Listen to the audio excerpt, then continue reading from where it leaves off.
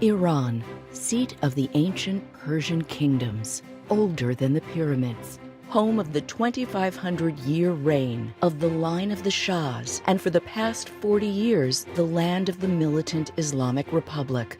What does Iran want in the world? What does the world want from and for Iran? Once Iran's ally and champion, but more recently, its wary adversary, what should be the posture of the United States toward Iran, today and into the future?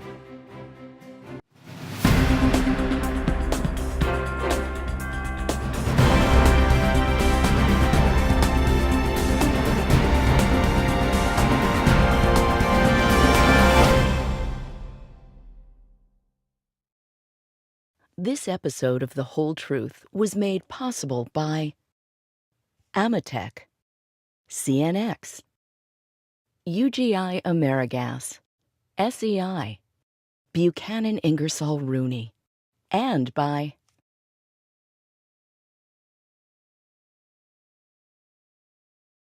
For hundreds of years in English-speaking courtrooms around the world, people have sworn an oath to tell not only the truth, but rather the whole truth. The oath reflects the wisdom that failing to tell all of a story can be as effective as lying if your goal is to make the facts support your point of view. In the courtroom, the search for truth also relies on advocates advancing firm, contradictory arguments and doing so with decorum. All of these apply to the court of public opinion, what John Stuart Mill called the marketplace of ideas.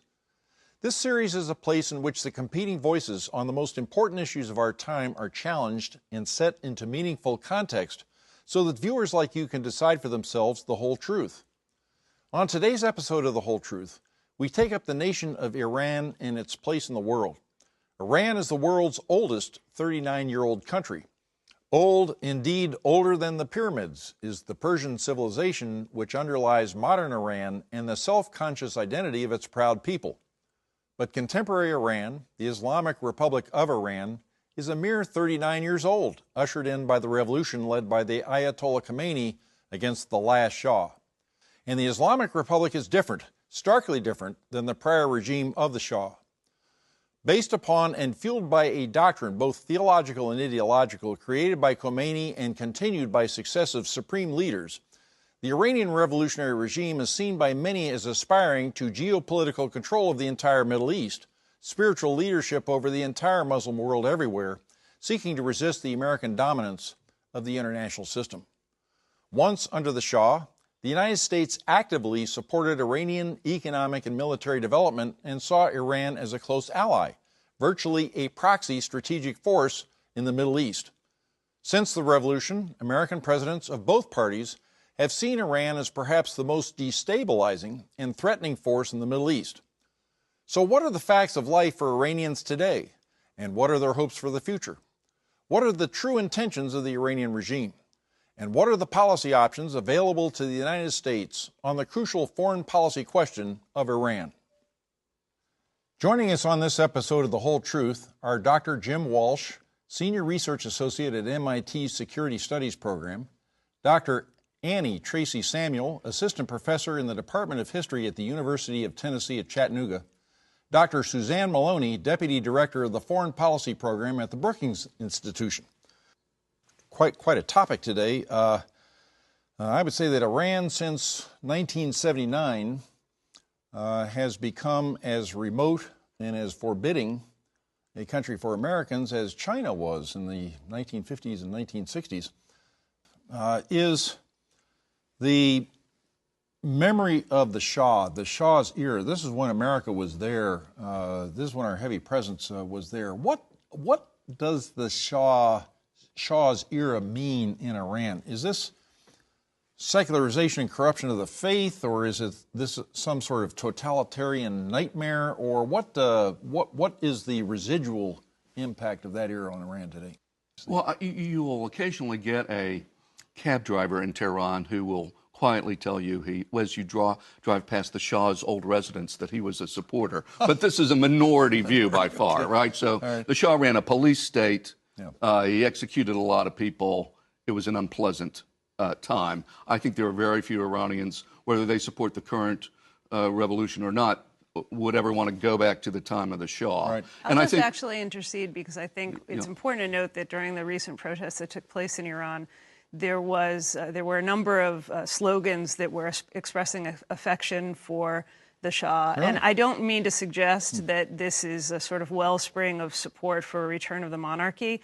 What I think it is, though, is that there is a considerable degree of nostalgia among young Iranians, despite the fact that most of the population is far too young to remember anything of the time of the era of the Shah. They are aware of the government they've experienced over the course of the past 40 years, and they're aware that, in fact, in most cases, it's been more violent and more repressive toward the population than the Shah's government was, and that is a point of I think, But I think it's clear significant that you distress. get any response at all. and I would say that the polling numbers that I look at suggest that the people want change in Iran, but they're not looking back to go to the Shah. Yeah. They want to have a direct election of the supreme leader. There are other sorts of reforms that they're endorsing, but I don't see them checking the revolutionary system. I think as we go forward in this conversation, it'll be important. We all have a litany of things we don't like about Iran that we could spend a full hour on. But this has to be put in context. You know, the region. There are very few countries in that region that treat any of their citizens well. If you look at Saudi Arabia, its ratings by Freedom House for political liberty and oppression are lower than Iran's. Most of the countries in that region are kingdoms, which are authoritarian. Right. So I think we should voice our concerns about Iran and be straightforward about that. But we shouldn't lose sight of the fact that the U.S. is very friendly with all sorts of countries in the region whose track record is far worse, in my view. Yeah, well, that's significant. I want to get to that question in a second. One of the been involved in several conversations recently. Two things stand out to me looking at this from a distance. One is Iran's dependence on the energy sector. Is there any prospect that the Iranian economy is going to grow in other sectors, number one? Number two, what is the significance of this huge population boom that Iran has had? This is a country that's gone from 30-some million at the time of the Iranian-Iraqi war to 70-plus en route 100. They're having a massive demographic surge, unlike many other countries around the world, Japan, China, elsewhere in Asia. Combination of these two things, what are the prospects for a prosperous Iran? I think they're there, but I think it's going to be very difficult to get there, in part because part of it is sanctions, part of it is corruption and the role of the Revolutionary Guard in the economy. Part of it is just a lack of transparency and reform in the banking sector. So Iranians had hoped that with the Iran nuclear deal, they would get this sudden influx of capital and that they would be able to grow the economy. And that really hasn't happened that much. And part of that reflects problems within their own economic infrastructure. So they have to address those, open up, adopt universal rules for business, and really reform the banking sector before they're going to make progress there. They're real, in terms of the future, you're right to point to their incredible dependence on oil, but they also sit on what used to be at least the second largest natural gas reserve, and they've done nothing about that. Their neighbors are sucking that gas out from under them. But, they've spent the money on nuclear instead. So I think that economy can improve, but I think it's got some structural nuclear problems. Would be an Iranian strategy for sort of a post-petroleum, yes, post-carbon exactly. Society. Yes. Yes. What's your view of it? Well, I think on the point of the totalitarian nature of the regime and the ability of the people to challenge it, I don't think it would be right to characterize the regime as totalitarian because it's far too complex and power is far too diffuse. It's certainly true that the supreme leader has extensive and ultimate authority, but his power does not go unchecked. And the government after the revolution was designed in a way that allows for numerous checks on power. Isn't there a council that technically has the power to remove the supreme leader? Yes, the Assembly of Experts. The Assembly of Experts. There's a lot of do they ever redundancies. assemble, the experts? Well, they are in charge of monitoring the supreme leader, advising the supreme leader, and then of appointing the next supreme leader. But there are several councils, the Guardian Council, the Expediency Council, the Parliament, the President. There's a lot of redundancies built into the system. Redundancies. Economic prospects. What do you say? On the question of the economy, I think the biggest issue that Iran faces is that it has been so heavily dominated by the state since the advent of the revolution. The state controls most of the economy. This has led to terrible corruption. It's led to deep structural problems that are very difficult to fix. And if you speak to many Iranian economists, they'll typically tell you that sanctions have been a persistent issue. But the fundamental damage that has been done and that is so difficult to undo without creating dramatic political problems is the damage that was done by the absorption of the economy by the state and the difficulty that Iran has in creating a truly competitive, market-oriented economy. And I think that that has been a factor that has helped sustain the current system, even at a time where there have been openings. Iran simply hasn't been able to either generate the type of economic progress or disperse that progress among the population, provide a kind of trickle-down impact. And all of that is helping to build frustration within the country. Let me sort of paraphrase a question here. Sources of Iranian conduct. This would be like sources of Soviet conduct. George Kennan, 1946, 1947. George Kennan's notion was, this is at the dawn of the Cold War, that the Soviet Union was an ideological state, of course, but that ideology served the purpose of maintaining, in effect, a conservative dictatorship. That there were national interests and national realities that ultimately would determine the course of Soviet policy in Eastern Europe and also towards the United States. In other words, he's distinguishing between the ideological pretension of the government and national state realities. Iran is a theocracy, I believe. It's an Islamic Republic. It's an Islamic Republic. Is theocracy a correct term to apply to this government, number one? Number two, can a theocracy be distinguished, say, from a socialist state in a way that would suggest that there are different sources of Iranian conduct? What would you say? Well, I don't know about... It is a republic. I don't know, and of course the supreme leader is a religious figure, so I don't know quite how that stuff jives with whatever theocracy is defined by. But I will say this, to your question. It seems to me that the height of ideological fervor for Iran was up until the mid-1980s, and then having both a revolution, which is a pretty intense thing to live through, plus a giant war, at that point the longest, bloodiest war on record in the region. The extremist piece sort of ran its course, and there was, as Rafsanjani takes the presidency, a shift towards pragmatism. Then you've had sort of back and forth between more centrist and more conservative figures. But I think it's a plain old country that uses the language, Khomeini's language, but basically its foreign policy is run by national interests, like everyone else's foreign policy, right? So between Muslim Azerbaijan and Christian Armenia, who do the Iranians support? They support the Christians, right? Which is not, if it was so ideologically, religiously driven, you would expect them to back the Muslims. It's like every, So you're not getting fatwas saying what must be done in foreign policy. I think the foreign policy is driven by concerns about internal security, internal security. Well, that was and Kennan's insight security. into the Soviet Union, that essentially the inner necessities of the regime required certain things, including a hostile world, which created a real problem for the West as they attempt to approach the Soviets in friendship and to try to reconcile. Friendship was actually antithetical to the foundations of the regime. What say you? Theocratic or and is this in some ways a distinctive challenge for America and other countries that Iran is estranged from, but principally America? Is theocracy a fundamentally different dynamic, say, than ideology? I don't think the theocracy element has to be a fundamental challenge for the United States. As Dr. Walsh pointed out, the United States is very close allies with Saudi Arabia, which is also a theocracy and has theocratic tendencies. And I would also agree with Dr. Walsh that the ideology and the rhetoric serve particular ends, that Iran is a state like other states and that it uses its foreign policy to pursue both its national interests, it's the security of the country, as well as the security of the regime.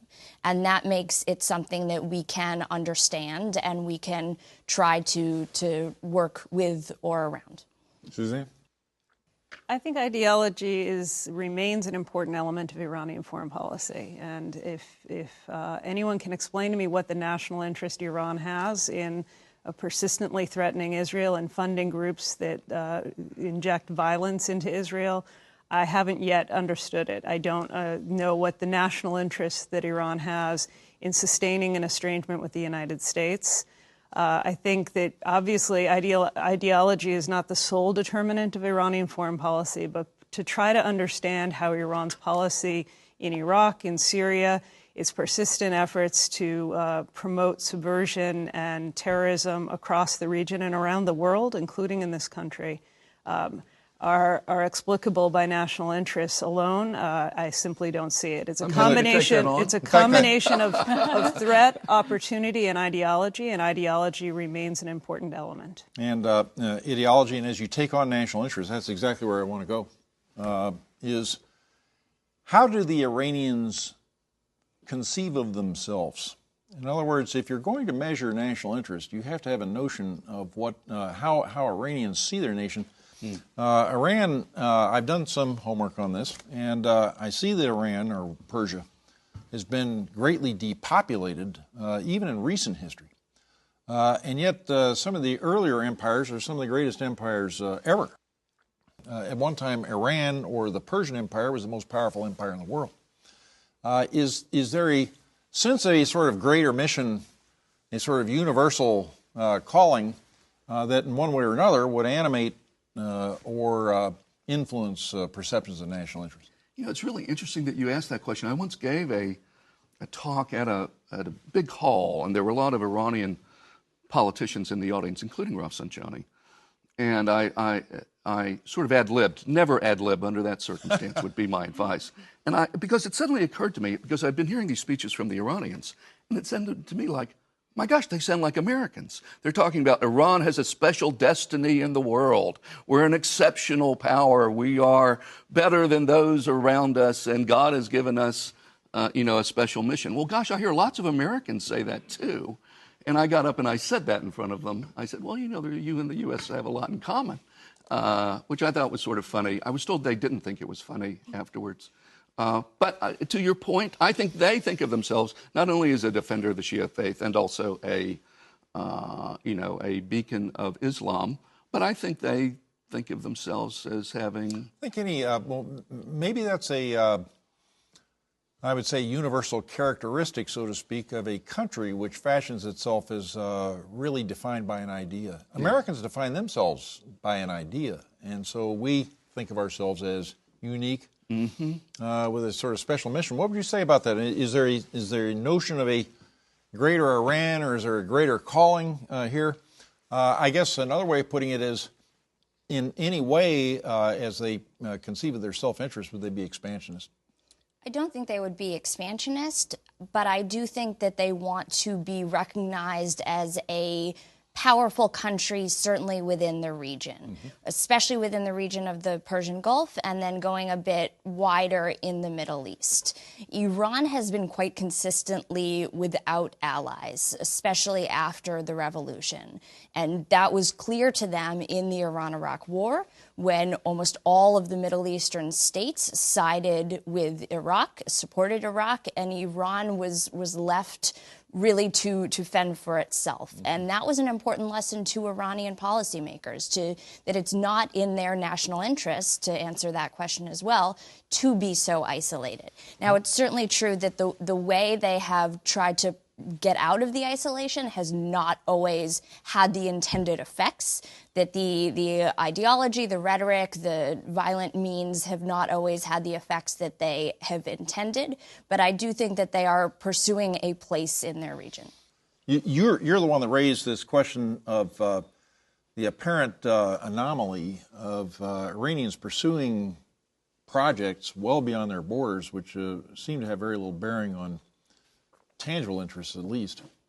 Well, I think the point that Professor Samuel raised is a really good one. The sort of experience of the Iran-Iraq War, it was a catalyzing one for most of the Iranian leadership. Their sense of isolation, their recognition that the rest of the world simply disregarded the use of chemical weapons, for example, by Saddam Hussein against Iran and against, of course, the Kurdish civilians. And the fact that the United States was quite happy to see the war continue and at various points in time gave strategic assistance and provided intelligence and other benefits to Saddam Hussein's regime, despite the fact of long animosity between Washington and Baghdad at that time. All of these things, I think, have crystallized for the Iranian leadership a deep sense of paranoia and a conviction that they need to gain as much strategic depth as possible. But it is also, I think, tinged with ideology and the determination to preserve as much of Iran's great power status within the region and to ensure that no other country can compete with Iran across the region. One of their apparent strategies is to become a nuclear power. This is something that has dominated the Iranian issue as we have known it in American politics for a long time. So what is Iranian intention here, and what's at stake for us? So let me start with intention and capabilities. And I go with the director of the Office of National Intelligence. They've released since 2007 an estimate of Iranian nuclear intentions and capabilities. And what does the DNI say? The DNI says Iran already has a nuclear weapons capability. Why? Because it can build a centrifuge, and you can't bomb the knowledge of how to build a centrifuge out of their heads. So if they want to build a bomb, it would only be a matter of time because they know how to, they have mastered the technology that would allow them to do that. The DNI goes on to say, however, which most people don't remember, which is Iran has not made the bomb decision. It has not made a decision to build a nuclear weapon. It had a nuclear weapons program in the late 1990s. It halted it in 2003. And it has not made, quote, the bomb decision. It made a latency decision. It said, well, we're going to get ourselves in a situation where we have the capability to do this if we want to do it. But they haven't decided to do it. But as to why would we not want Iran to have a nuclear weapon, I agree that the U.S. has a non-proliferation interest here. I mean, we are signatory to the non-proliferation treaty. Most countries accept the fact that it's a bad idea for nuclear weapons to spread. We should be moving in the opposite direction, less, not more, on all the parties' parts. And certainly in a Middle East, we already have one nuclear weapon state, that's Israel. I think additional nuclear weapon states, Iran, Saudi Arabia, others will make a ugly and complicated region, uglier and more complicated. So Iran triggers Saudi Arabia. Yes. Yeah, I agree with that, that the intelligence suggests that Iran has the capability to go the weapons route if it chooses to, but that it has not chosen to of late. And so we have to consider carefully what affects the Iranian decision in that regard and what we can do as the United States, as the international community, to try to ensure that Iran doesn't go down that bomb route. And I would also agree that the United States has an interest in non-proliferation and ensuring that additional countries don't get nuclear weapons. But I also think we should be careful when pursuing that interest and when not blowing the Iranian threat out of the water, because I don't think we have reason to believe that this would be the end of the world. Well, this has been a very, very interesting discussion about, I would say, an urgent question for Americans. We've been considering this Iran problem for a long time. We are unaccustomed to being isolated indefinitely from a great nation, and that is what has happened here. And so the question on Americans' minds is this some kind of permanent enmity? Culturally, remember the Battle of Salamis, remember the Battle of Marathon, and where Western civilization is stopped by stopping the Persian Empire, so perhaps we are ancient adversaries in some manner. We also have a recent memory of great strategic cooperation between Iran and the United States, even Israel. I'm not sure where we are. I'm not sure whether our consensus is that this is a situation that is going to get better in the coming years, but we have certainly looked at some of the complexities involved there, and we are very indebted to everyone for being part of today's discussion. Thank you very much. Thank you. Thank you. As we've said, Iran is both an ancient and youthful society, certainly a major power in a vital region of the world, which has been governed since 1979 by a regime with a strongly anti-American ideology. The country has had an outsized impact on both regional and global affairs. And the whole truth of this matter is that, regardless of their differences of opinion on the best policy prescriptions, nearly all U.S. foreign policy thinkers place the importance of the question of the U.S. relationship with Iran just behind those of our relations with China and Russia. Understanding this land and its people and fashioning effective policy in response to the challenges it presents is a priority of the highest order. I'm David Eisenhower. Thank you once again for watching The Whole Truth.